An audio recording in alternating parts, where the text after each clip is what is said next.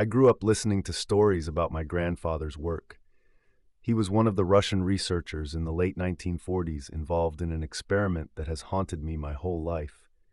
He told me they kept 5 people awake for 15 days using an experimental gas-based stimulant. They were kept in a sealed environment to carefully monitor their oxygen intake so the gas didn't kill them, since it was toxic in high concentrations. This was before closed-circuit cameras, so they had only microphones and 5-inch thick glass porthole-sized windows into the chamber to monitor them. The chamber was stocked with books and cots to sleep on, but no bedding, as well as running water, a toilet, and enough dried food to last all 5 for over a month. My grandfather told me the test subjects were political prisoners, considered enemies of the state during World War II. He said everything was fine for the first 5 days. The subjects hardly complained, having been promised, falsely, that they would be freed if they submitted to the test and did not sleep for 30 days. Their conversations and activities were monitored, and it was noted that they continued to talk about increasingly traumatic incidents in their past. The general tone of their conversations took on a darker aspect after the 4-day mark. After 5 days, my grandfather observed that they started to complain about the circumstances and events that led them to where they were and started to demonstrate severe paranoia. They stopped talking to each other and began alternately whispering into the microphones and one-way mirrored portholes. Oddly, they all seemed to think they could win the trust of the experimenters by turning over their comrades, the other subjects in captivity with them. At first, my grandfather and his colleagues suspected this was an effect of the gas itself. After 9 days, one of them started screaming. He ran the length of the chamber repeatedly, yelling at the top of his lungs for 3 hours straight, at which point he continued attempting to scream, but was only able to produce occasional squeaks. My grandfather postulated that he had physically torn his vocal cords. The most surprising thing about this behavior was how the other captives reacted to it, or rather, didn't react to it. They continued whispering into the microphones until the second of the captives started to scream. The 2 non-screaming captives took the books apart, smeared page after page with their own feces, and pasted them calmly over the glass portholes. The screaming promptly stopped. So did the whispering into the microphones.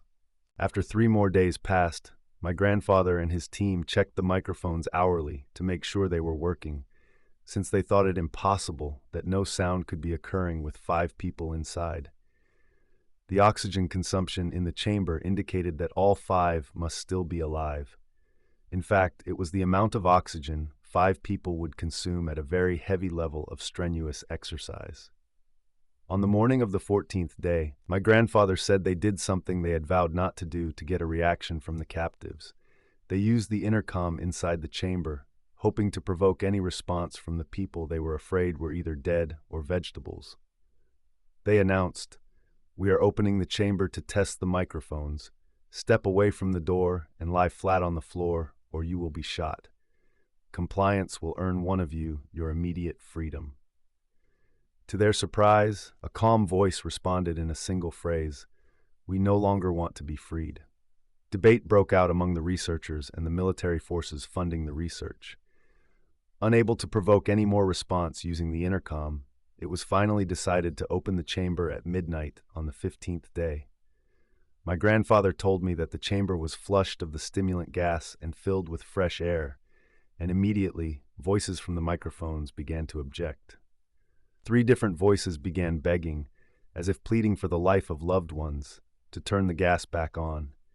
The chamber was opened and soldiers were sent in to retrieve the test subjects. They began to scream louder than ever, and so did the soldiers when they saw what was inside.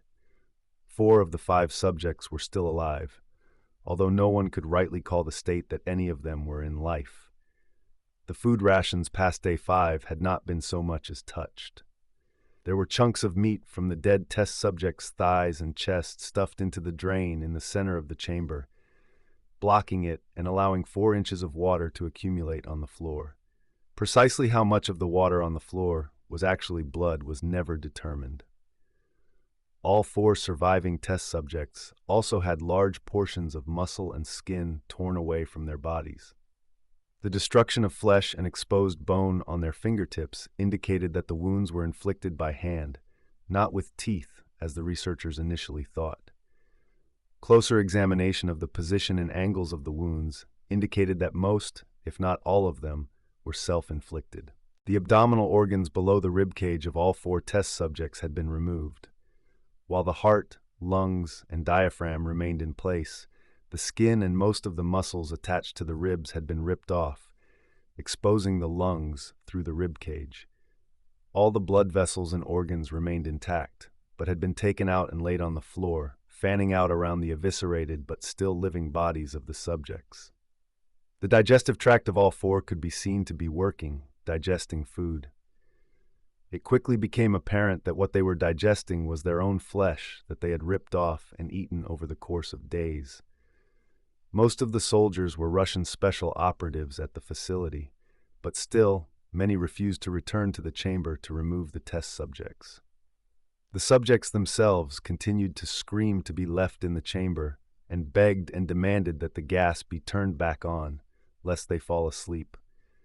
To everyone's surprise, the test subjects put up a fierce fight in the process of being removed from the chamber. One of the Russian soldiers died from having his throat ripped out, and another was gravely injured by having his testicles ripped off and an artery in his leg severed by one of the subject's teeth. Another 5 of the soldiers lost their lives if you count the ones that committed suicide in the weeks following the incident. In the struggle, one of the 4 living subjects had his spleen ruptured and bled out almost immediately. The medical researchers attempted to sedate him, but this proved impossible. He was injected with more than 10 times the human dose of a morphine derivative and still fought like a cornered animal, breaking the ribs and arm of one doctor. His heart was seen to beat for a full 2 minutes after he had bled out, to the point there was more air in his vascular system than blood. Even after it stopped, he continued to scream and flail for another 3 minutes, struggling to attack anyone in reach and just repeating the word "more" over and over, weaker and weaker, until he finally fell silent. The surviving 3 test subjects were heavily restrained and moved to a medical facility, the 2 with intact vocal cords, continuously begging for the gas, demanding to be kept awake. The most injured of the 3 was taken to the only surgical operating room that the facility had. In the process of preparing the subject to have his organs placed back within his body, it was found that he was effectively immune to the sedative they had given him to prepare him for the surgery. He fought furiously against his restraints when the anesthetic gas was brought out to put him under. He managed to tear most of the way through a 4-inch wide leather strap on one wrist, even through the weight of a 200-pound soldier holding that wrist. It took only a little more anesthetic than normal to put him under, and the instant his eyelids fluttered and closed, his heart stopped. In the autopsy of the test subject that died on the operating table, it was found that his blood had triple the normal level of oxygen. The muscles that were still attached to his skeleton were badly torn, and he had broken 9 bones in his struggle to not be subdued. Most of them were from the force his own muscles had exerted on them. The second survivor had been the first of the group of 5 to start screaming, his vocal cords destroyed. He was unable to beg or object to surgery, and he only reacted by shaking his head violently in disapproval when the anesthetic gas was brought near him. He shook his head yes when someone suggested, reluctantly, that they should try the surgery without anesthetic, and did not react for the entire 6-hour procedure of replacing his abdominal organs and attempting to cover them with what remained of his skin. The surgeon presiding stated repeatedly that it should not be medically possible for the patient to still be alive. One terrified nurse assisting the surgery stated that she had seen the patient's mouth curl into a smile several times whenever his eyes met hers. When the surgery ended, the subject looked at the surgeon and began to wheeze loudly, attempting to talk while struggling. Assuming this must be something of drastic importance, the surgeon had a pen and pad fetched so the patient could write his message. It was simple. Keep cutting. The other two test subjects were given the same surgery, both without anesthetic as well, although they had to be injected with a paralytic for the duration of the operation. The surgeon found it impossible to perform the operation while the patients laughed continuously. Once paralyzed, the subjects could only follow the attending researchers with their eyes. The paralytic cleared their system in an abnormally short period of time, and they were soon trying to escape their bonds. The moment they could speak, they were again asking for the stimulant gas. The researchers tried asking why they had injured themselves, why they had ripped out their own guts, and why they wanted to be given the gas again. Only one response was given: "I must remain awake." All three subjects' restraints were reinforced, and they were placed back into the chamber, awaiting determination as to what should be done with them. The researchers, facing the wrath of their military benefactors for having failed the stated goals of their project, considered euthanizing the surviving subjects. The commanding officer, an ex-KGB, instead saw potential and wanted to see what would happen if they were put back on the gas. The researchers strongly objected, but were overruled. In preparation for being sealed in the chamber again, the subjects were connected to an EEG monitor and had their restraints padded for long-term confinement. To everyone's surprise, all three stopped struggling the moment it was let slip that they were going back on the gas. It was obvious that, at this point, all three were putting up a great struggle to stay awake. One of the subjects that could speak was humming loudly and continuously. The mute subject was straining his legs against the leather bonds with all his might, first left, then right, then left again for something to focus on. The remaining subject was holding his head off his pillow and blinking rapidly. Having been the first to be wired to the EEG machine, most of the researchers were monitoring his brain waves in surprise. They were normal most of the time, but sometimes flatlined inexplicably. It looked as if he were repeatedly suffering brain death before returning to normal. As they focused on the paper scrolling out of the brainwave monitor, only one nurse saw the man's eyes slip shut at the same moment his head hit the pillow. His brainwaves immediately changed to that of deep sleep, then flatlined for the last time as his heart simultaneously stopped. The only remaining subject that could speak started screaming to be sealed in now. His brainwaves showed the same flatlines as the one who had just died from falling asleep. The commander gave the order to seal the chamber with both subjects inside, as well as 3 researchers. One of the named 3 immediately drew his gun and shot the commander point-blank between the eyes, then turned the gun on the mute subject and blew his brains out as well.